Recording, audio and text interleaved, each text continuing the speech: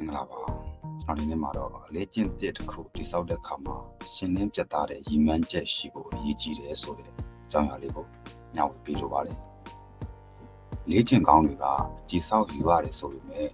လူများစုအတွက်လွယ်ကူတာမျိုးတော့မဟုတ်ပါဘူး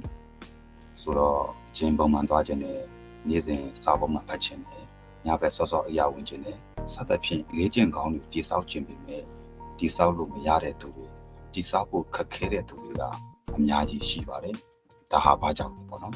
။လူတော်တော်များများကတစ်ခုဆိုရင်သူတို့မှာ motivation ကင်းမဲ့နေတယ်လို့ထင်ကြတယ်ပေါ့နော်။တကယ်ကြတော့ဒါကရှင်းလင်းပြတ်သားမှုမရှိတာပါ။ဘယ်ချိန်မှာဘယ်နေရာမှာဘာလုပ်မယ်ဆိုပြီးချင်းရှာမရှိတာမျိုးပါ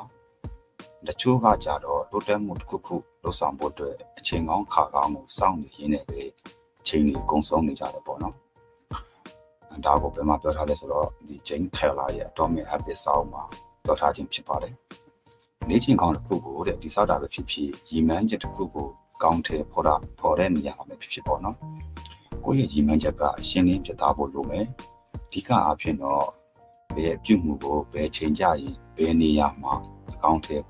ဖော်လုပ်ဆောင်မလဲဆိုတာမျိုးရှင်းလင်းဖို့လိုတယ်ပေါ့နော်။အဓိကအဖြစ်တော့ဘယ်ပြုမှုကိုဘယ်ချိန်မှာလုပ်မယ်ဆိုတာမျိုးရှင်းလင်းရှိဖို့လိုပါတယ်ဆိုတော့မနေ့6နာရီမှာဒီဘယ်လမ်းမှာအပြေးလေးချင်းကလုံးမယ်ဆိုတာမျိုးနေ့စဉ်ဘယ်အချိန်မှာစာဖတ်မယ်ဆိုတာမျိုးဖြစ်ပါတယ်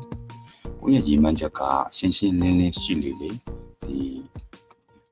လက်တွေ့အကောင့်ထဲပေါ်ဖြစ်ဖို့များလေပါပဲကိုယ့်ရဲ့ရည်မှန်းချက်ကိုအကောင့်ထဲပေါ်ဖို့ရှင်းလင်းတဲ့အစီအစဉ်တွေချမှတ်ပြီးပြီဆိုရင်တော့အဲ့ဒီတိုင်းလိုက်နာပါတခြားဘာ motivation မှထူးမလို့ပေါ့နော်ဒီကကြတော့ရှင်းလင်းတဲ့ရည်မှန်းချက်ပန်းတိုင်းမရှိလို့ပဲဆိုတာကိုမညာတမ်းပြန်လဲမေးဖို့စမ်းစစ်ဖို့လုပ်မယ်ပေါ့နော်ဟုတ်ကဲ့ပါဒါကြတော့လေ့ကျင့်တဲ့တစ်ခုတိစောက်တဲ့ခါမှာရှင်းလင်းပြသတဲ့ရည်မှန်းချက်ရှိဖို့ရည်ကြီးတယ်ဆိုတဲ့အကြောင်းလေးကိုညှောက်ပေးခဲ့တာပါကိုယ်တိုင်စမြင်ရအောင်နဲ့ကျွန်တော်ရဲ့ follower တွေလည်းစမြင်လို့ရအောင်ညှောက်ပေးရခြင်းဖြစ်ပါတယ်ဒါကတော့ဆရာရင်းဆိုတော့လက်ရပါမိတ်ဆွေရဲ့ထင်မြင်ချက်ကိုလည်း comment မှာချက်ရေးသွားနိုင်တယ်။အဆုံးကြည့်ရှုပြီးတော့ကျေးဇူးတင်ပါတယ်။နောက်နေ့မှာနောက်ထပ်ခေါင်းစဉ်တစ်ခုနဲ့ပြန်လာခဲ့ပါဦး။ကျေးဇူးပါဗျာ။